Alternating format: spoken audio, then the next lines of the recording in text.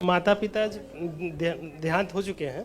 हाँ कुछ वर्ष हो चुके हैं, लेकिन वो गया भी पिंडदान कर चुके हैं। ठीक है। लेकिन उसके बाद से हम लोग अस्थाई नहीं है, मतलब कि परेशानी ही बराबर रहती है, कुछ ना कुछ। क्या परेशानी है? कोई चीज़ जैसे पैसा मैंने कैश अगर किसी को दे दिया, वो पैसा फिर वापस नहीं मिलता है। अभी मैंने बोल दिया इस विषय में कि पैसा देने का जो भी मेरा कारोबार है उसमें भी परेशानी आ रही, बाधित आती है। क्या काम करते हैं आप? LIC के एजेंट हूँ सर। LIC जी एजेंट हैं? जी अच्छा चल रहा है काम? जी।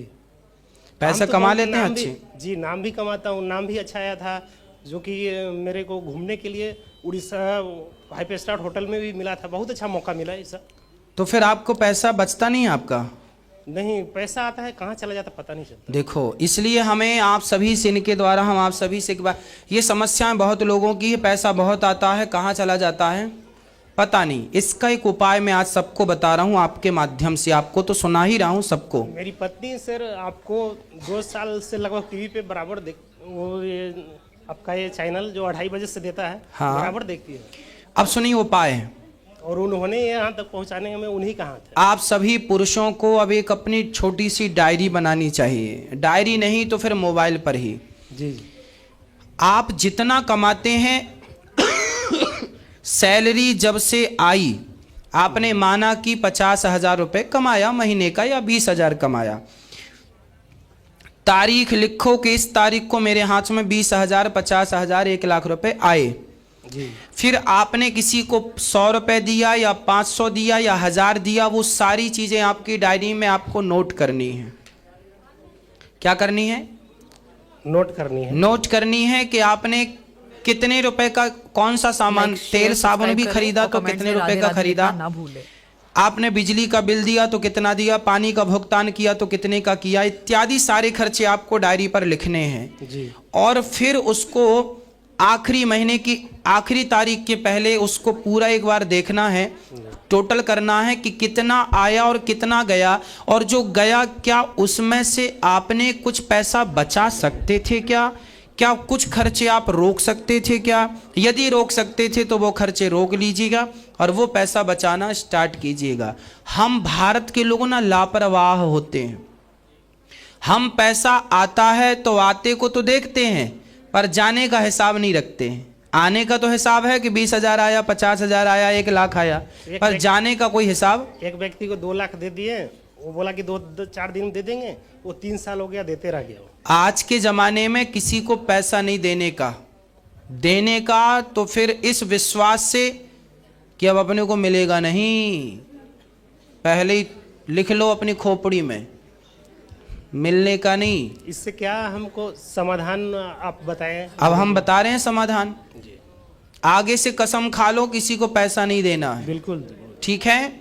कोई जरूरतमंद हो तो आप मदद कर सकते हैं, जरूरतमंद हो तो उसकी मदद आप कर सकते हैं। मदद करना है, पर कोई मांगे कि हमें 1 लाख रुपए दे दो, 10 लाख दे दो, आप तो बड़ा ये सोच हम तो बड़ा अच्छा काम कर रहे हैं भाई इसकी मदद कर, लेकिन आज का वो जमाना नहीं है।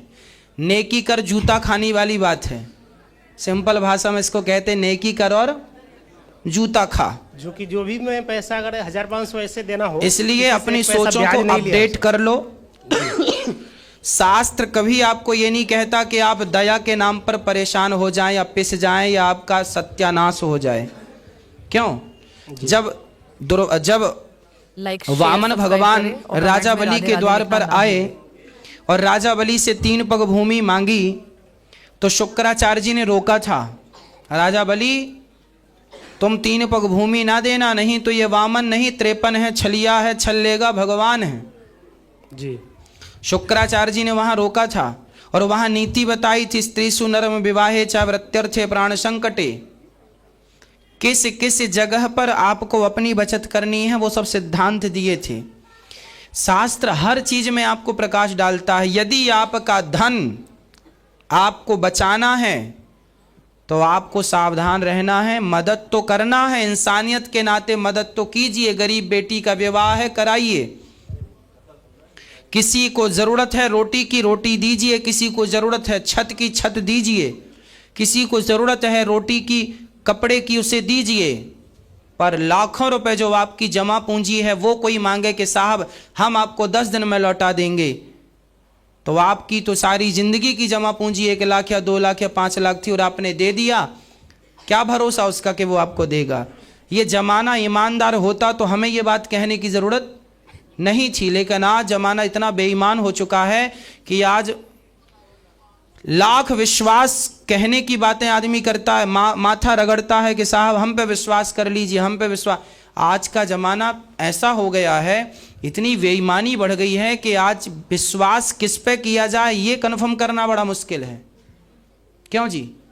इसलिए आपको ये हम आपको आज्ञा दे रहे हैं, आदेश दे रहे हैं, मदद तो करना है, इंसानियत नहीं भूलना, नेकी करना है, भलाई करना है। किसी बेटी का विवाह हो रहा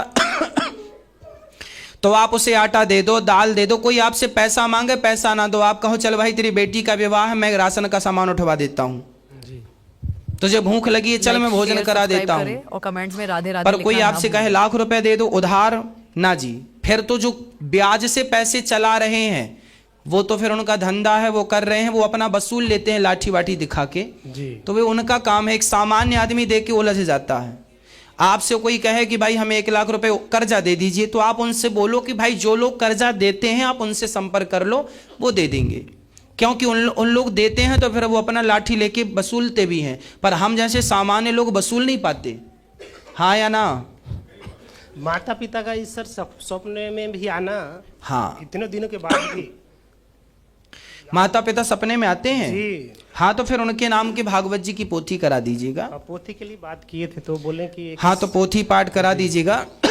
अभी 23 तारीख से होगा, उनका तो उद्धार हो जाएगा। सर हम तो पता ही नहीं था ऐसे समय में आए कि कोई बात नहीं, नेक्स्ट जब आपका मन हो तब करा लीजिएगा, कोई बात नहीं। जब आप चाहेंगे, जैसे चाहेंगे तब करा लीजिएगा। यहाँ निरंतरता ये होती रहती है। बिहार से आए हुए सर। हाँ हाँ, जब भी आपका मन हो आप ऑनलाइन वहां से सुन सकते हैं। संकल्प से घर से ही हो सकती है सर। पैसा यहाँ पर संकल्प करा देंगे, यहाँ जमा हाँ, करके हाँ, जाएंगे। हाँ, हो जाएगा। कल दे के चले जाएंगे, ठीक? कोई बात नहीं, हो जाएगा। और गुरुजी मेरे आपसे 2 प्रश्न हैं। पहला, जयकारा लगाते समय दोनों हाथ क्यों उठा लेते हैं? जयकारा लगाते समय जयकारा जिसकी जैसे बोले वृंदावन बिहारी लाल की, तो जय हाथ इसलिए उठाते हैं कि हमने आवाज लगाई बिहारी जी। छोटा सा बच्चा जब अपनी माँ की गोद में आना चाहता है ना, तो उसकी माँ यदि उसकी तरफ नहीं देखती ना तो वो रोने लग जाता और रो के हाथ उठा लेता है ऐसे, हमें ले लो गोद। उसी तरह हमने आवाज लगाई बिहारी जी, बिहारी जी ने हमारी तरफ देखा तो हाथ उठा दिए, प्रभु हम तो तैयार हैं आपकी गोद में आने के लिए। जैसे छोटे से बच्चे को माँ गोद में ले लेती है, हमें भी ले लीजिए, इसलिए हाथ उठा के बोलिए वृंदावन बिहारी लाल की जय जय। ऐसे दोस्तों, आप लोग ऐसे इंसानों के बारे में क्या कहोगे कमेंट्स में बताओ, और आप जिस भी भगवान को मानते हो उन्हें भी बताएं। गुरु जी से जुड़ने के लिए वीडियो को लाइक और सब्सक्राइब जरूर करें, और आपको राधे राधे।